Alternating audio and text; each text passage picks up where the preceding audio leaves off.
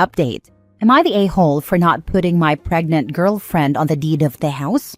She says she feels the situation is unfair and that she is at my mercy.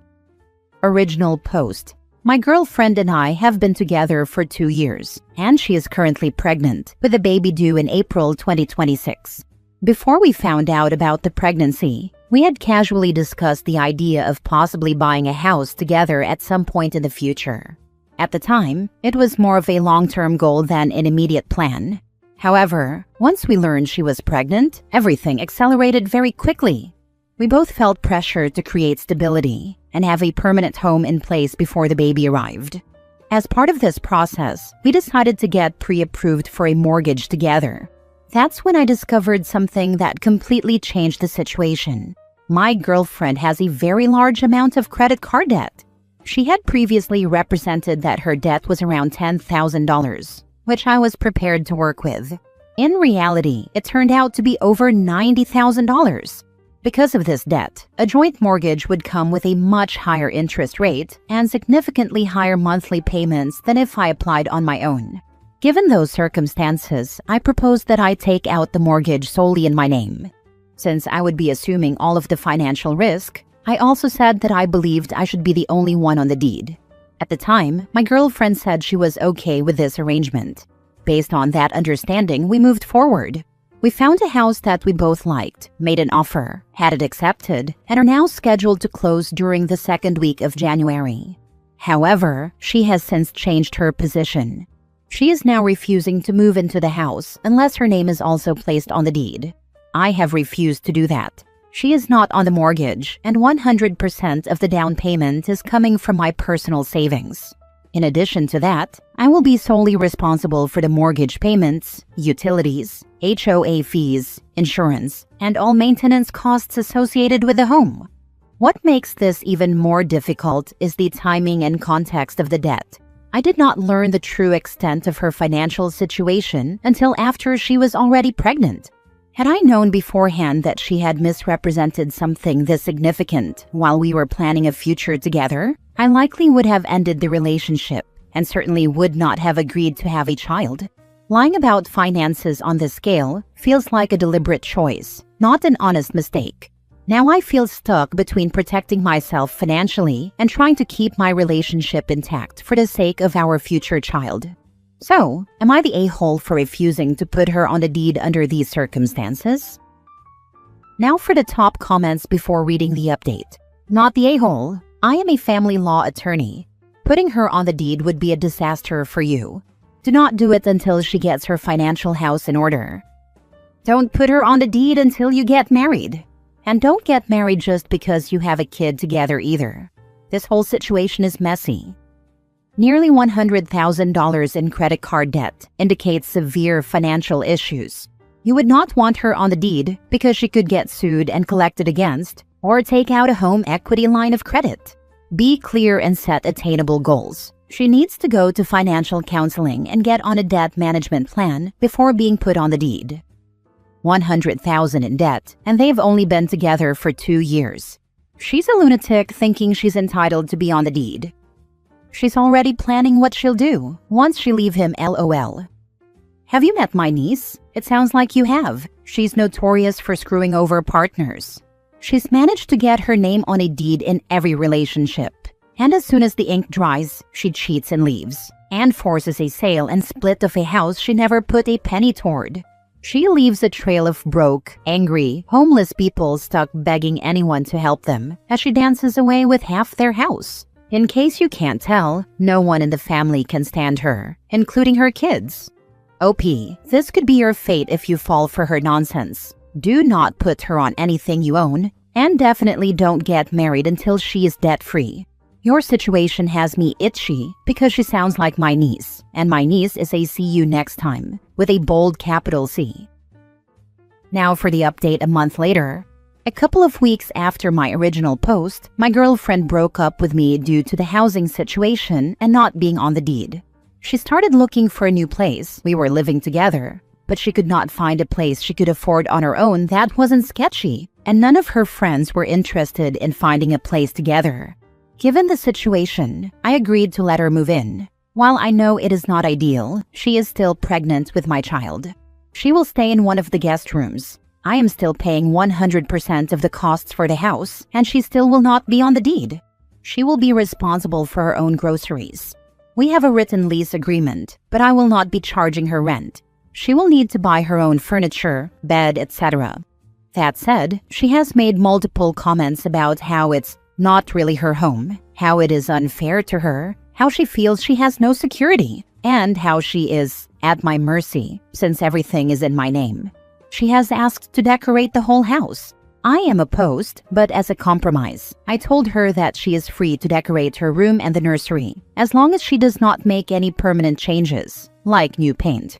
From my perspective, I am being more than fair by providing a free place to live and covering all housing expenses, even after we broke up. I am responsible for my child and for providing that child with stable housing, and that is exactly what I am doing.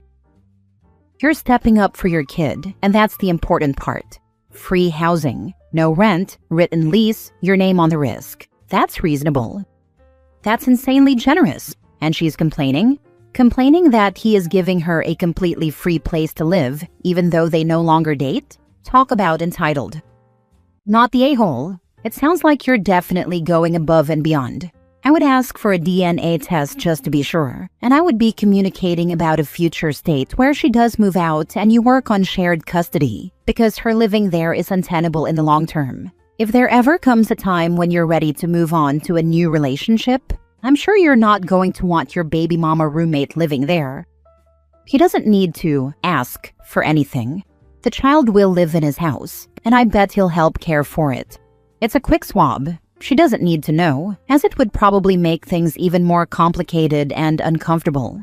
It's his child, and he has the right to run the test. Next story. Am I the a-hole for not wanting to revisit my agreement with my ex regarding our kid outside the courts, even at the risk of having my parents be cut off from seeing their grandchild? My ex and I had a pregnancy scare in college. After that scare, we had a conversation about what would happen if we had another one. We agreed that if either of us felt we were not ready to have a child, we would agree not to have the child. Fast forward 3 years later, she is pregnant. I told her I was not ready and was still early in my career. She told me she was on the fence and thinking we should go through with the pregnancy. I reminded her of our original agreement and expressed how neither of us was equipped to raise a child. She finally told me, around 19 weeks or so, that she would be keeping the child. At that point, I told her that we were done, and that I would support her financially to the extent that I am legally obligated to, nothing more and nothing less. I told my parents and said that if my ex was okay with having them in her life, that was fine by me. I just told them that I am nothing more than an ATM and that I refuse to play any parental role. If she is willing to let them be grandparents, that's great, but that is between her and them. After the child was born, I agreed to child support. I don't have any visitation. She has both primary and legal custody. For me, it is just a 21-year term loan. I live in New York. I could not sign away my rights. It is complicated in New York, but she gets final say on all decisions regarding the child. Now we are having issues because she wants me to be physically in our child's life. She wants me to have the child on weekends and split the days during summer break. I told her no. We had an agreement. I will not be a good influence on that child, and my job schedule is not conducive to watching a kid. Either way, I told her that if she wants to change the agreement, we have to do it through the courts. I reminded her that the courts cannot force visitation, but if they require me to pay more support due to increased costs, so be it. I just want everything to go through the courts so it is properly documented. The issue now is that my ex is trying to say that if I don't do more, she will cut my parents out of the equation. I ask her why. That is basically her only support system. That makes zero sense to me. I spoke with my parents, and it appears they had to cut back on some support because my mom was watching the child for nearly 12 hours every day while my ex was working. My parents are older. They had me much later in life. How old is this kid now? Would the child even know you? It sounds like she thought it would be fine and is now realizing being a single parent is a no break, no time out, no time off situations, and she's burnt out and wants a break. Go through the courts. If she cuts off your parents, then she cuts off your parents. That's on her if she wants to remove the only support network she has. Fafo, not the a-hole. You stated the ground rules and now she's trying to change them. Child will be 2 in May. I forgot to mention that, sorry. The child has never seen me outside of pictures at my parents' house. That is the vibe I get. I just find it odd why she refuses to go through the courts. It should be to her benefit if what she states is true. I do feel for my parents, but I think that is what I will do. If she refuses to go through the courts, then it is outside of my control. Always go through the courts. She was taking advantage of your parents. Yeah, it is just weird how she is refusing to go through the courts. Instead, she is trying to use my parents as leverage. Then go get a lawyer and ask them what to do. This is not something Reddit should be giving advice on. Get actual New York legal advice on how to settle this and move forward from there. Obviously include your parents' wishes as well as you figure out how to get what you want. In the meantime, your parents should tell her that if she's going to hold them hostage, then she can find alternate child care from now on until this is settled legally. They should stop caring for the child. As painful as that will be for everyone, some temporary pain may hopefully get her to consider what's truly best for her child and herself and stop manipulating everyone. Also OP is the original agreement in writing, because if it's not, what the heck were you guys thinking? That will make some of this much harder. We were 19 in college, so no, it was not in writing. Overall, it is not that hard. We have gone through the courts to establish our current agreement for nearly 2 years. I did speak with my attorney, and I told her what he told me. They cannot force visitation on me, so whatever issue she has, the solution would have to be monetary, but within limits. I know where I stand in the legal context. As I told my ex, if she wants to go through the courts and I am ordered to pay more, I will pay more. My parents' wishes are where I am wavering, because it would suck for them a lot. Next story. Am I the a-hole for going to my female co-worker's house to help her fix something? I'm 38 male. My co-worker is 33 female, and she started working with me in December. She's quiet, kind of comments on music and movies sometimes, but she shows up, does her job, and leaves. Yesterday, she asked me if I could come over after work and help her fix something because her husband doesn't know how, and she didn't want to call someone to fix it. She said she knew I knew how, and that she'd pay me in lunch. I'm not going to turn down food, so whatever. I went over. She had all the parts. I fixed what needed fixing and showed her how to do it, so if something like that broke again, she could fix it herself. Her daughter was there the whole time, holding flashlights and handing me parts I needed. Then she door-dashed lunch so I could eat while she went to pick up her older kids from school, and we could finish up after she got back. Well, finishing up turned into it still leaking, so I took it apart again and resealed things. By the time we were finishing up the second time, her husband came home and he was livid. And yes, she told him a co-worker was coming to help fix it. It wasn't like he was blindsided. He knew I was coming to help her fix it. But now a couple of co-workers are saying I'm an a-hole for going to another man's house with his wife and daughter home, like I was being some kind of creeper. We literally fixed the thing and talked about stupid stuff all day. Am I the a-hole? Absolutely not the a-hole. Thank you for helping a woman who needed it. Maybe her husband will sort it before she has to ask another man next time. She told him it was happening. This is on him. Co-workers just want to be involved in gossip. He doesn't know how to fix things. She told me that. She's the handy one, but the plumbing under the sink isn't something she knew how to do. I used to be the woman in that marriage. I had a lot of very close male friends, many of whom we shared and many of whom I knew through work. I absolutely would have done the same thing, even without having children to care for, and it also would have made my ex livid. Not because the situation was wrong, but because he was wrong. He wouldn't allow me to seek help for something he also couldn't, and wouldn't even attempt. I hope she gets either some therapy with her husband or a good lawyer. Good on you for offering help when you could. Not the a-hole, but I would not go over to her house again. The husband sounds like he has issues. Yeah, it kind of makes me wonder if that's why she's so quiet at work. Our section is all guys. She's the only girl. How do your coworkers even know this happened? Not the a-hole for helping, but definitely too naive to trust this type of encounter to not have any negative implications. Just the fact that you went to her home can be career damaging. She could have accused you of anything. Notice how your coworkers were quick to blame you rather than her? Please don't put yourself in this position again.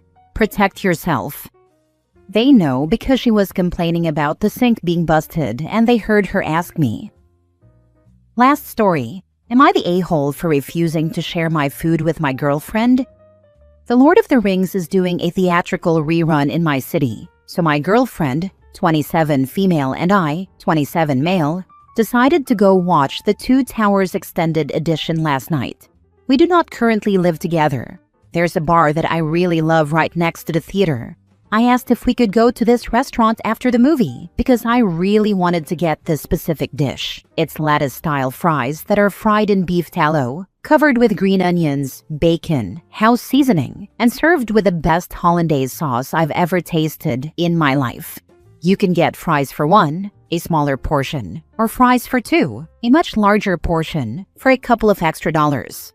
She didn't realize that the movie was nearly 4 hours long and it ended at around 10 p.m. By this time, she said she was tired and didn't want to go to the restaurant anymore. I said that was okay and asked if I could order my fries to go. She said that was fine. I asked her if she wanted any, and she said no. So I ordered the fries for one. I checked with her again before I ordered, and she said she 100% didn't want any. We went to pick up the fries. She caught a whiff of them and asked if she could have a few. No problem, they are very delicious, and I let her have some. She then asked if we could sit outside the restaurant and eat the whole thing together. I said no. I explained that I had asked her if she wanted some and she said no, and that if she had wanted to eat with me, she should have told me so I could have gotten the fries for two. I didn't want to share the fries for one, as it's a smaller portion. She got really upset and said I was being selfish and refusing to share my fries. I said that, yes, I was being selfish in this case because I really wanted the fries. And I was just being honest. I didn't want to share in this instance. She's since cooled down, but this morning we had a call and she said that next time I should just share with her. I said I'm happy to share anytime, but not in situations like this, and that she should be more careful about saying what she wants. She's upset with me again now. So, am I the a-hole? Not the a-hole. I'm so sick of people who do this. Order your own freaking fries. And don't cry when people quite righty don't want to share. Same. I don't share food at all. Lol, are you my mom? She was very militant about not sharing food and had no problem threatening people. She would tell us that if we tried to reach for her food, we'd be pulling back a nub. Not the a-hole. For the people here saying, you should have just bought it anyway? No, that just reinforces annoying behavior. She's an adult. If she was really that hungry, she could have ordered another single portion. I don't understand why the people in these situations never order for themselves once they realize they are hungry. How long does it take the restaurant to make fries? Probably not that long.